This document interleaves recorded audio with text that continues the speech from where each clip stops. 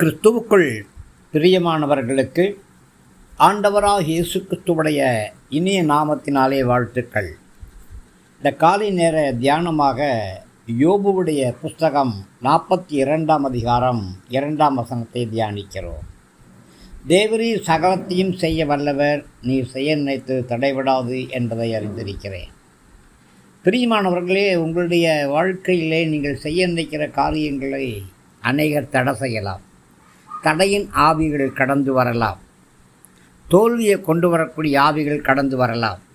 ஆனாலும் உங்களுடைய வாழ்க்கையிலே தேவன் என்ன செய்ய சித்தமுள்ளவராக இருக்கிறாரோ அதை யாராலையுமே தடுக்க முடியாது. தைரியமாக இருங்க. தேவன் சர்வ வல்லமை உள்ளவர். அவர் சர்வ ஞானம் உள்ளவர், சர்வ ஆளுகை உள்ளவர். தேவனுடைய சர்வ அதிகாரத்தை அங்கீகாரம் பண்ணுங்க. பிரியமானவர்களே, சுழல் காற்றிலிருந்து யோபுவுக்கு பதில் சொன்ன கர்த்தர் உங்களுடைய வாழ்க்கையிலும் பதில் சொல்ல வல்லமையுள்ளவராக இருக்கிறாரு. கர்த்தருடைய வார்த்தைகள் எல்லாம் சத்தியம் உள்ளவைகள், ஜீவன் உள்ளவைகள். கர்த்தருடைய சத்தியத்தை நீங்கள் அங்கீகரிங்க.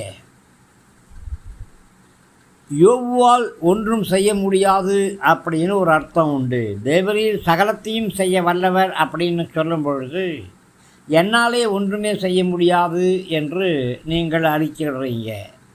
ஒருவேளை உங்களுடைய பலம், உங்களுடைய ஞானம், உங்களுடைய வல்லமை அது அல்ல. எல்லாமே கர்த்தருடைய கிருபையாக இருக்கிறது. என்னால் ஒன்றும் செய்ய முடியாத ஆண்டவரே, எல்லாத்தையும் நீங்கள் தான் எனக்காக கல்வாரி சிலுவையில் செய்து முடிச்சிட்டீங்க, எல்லாம் முடிஞ்சதுன்னு சொல்லிட்டீங்க ஆண்டவரே, அந்த வார்த்தையை விசுவாசிக்கிறேன், அந்த வார்த்தையை அறிக்கை பண்ணுகிறேன் என்று சொல்லுங்கள். இந்த ஜெபத்துக்கு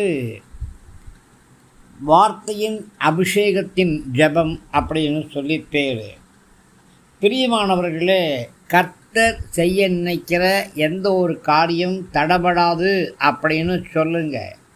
சில நேரங்களில் நீங்கள் எடுத்த பல காரியங்களில் தடைகள் காணப்படலாம். ஏன் இந்த தடைகள் அப்படின்னு சொல்லி நீங்கள் அங்கலாய்த்து கொண்டிருக்கலாம். ஆனால் ஒரு ரகசியம் சொல்லட்டுமா? உங்கள் வாழ்க்கையில் கர்த்தர் செய்ய நினைத்திருக்கிற காரியத்தை எந்த ஒரு வல்லமையும் தடை பண்ண முடியாது. உங்களுடைய அவிசுவாசம் மாத்திரம்தான், உங்களுடைய பலவீனம் மாத்திரம்தான் அது தடை பண்ண முடியும். ஆண்டவரே, விசுவாசத்தின் ஆவி எனக்குள்ள ஊற்றுங்க, தைரியத்தின் ஆவி எனக்குள்ள ஊற்றுங்க, நம்பிக்கையின் ஆவி எனக்குள்ள ஊற்றுங்க என்று சொல்லி கேளுங்க. உங்கள் வாழ்க்கையில் கர்த்தர் செய்ய நினைக்கிற எந்த ஒரு காரியம் தடைபடாது. ஆமேன், ஆமேன்.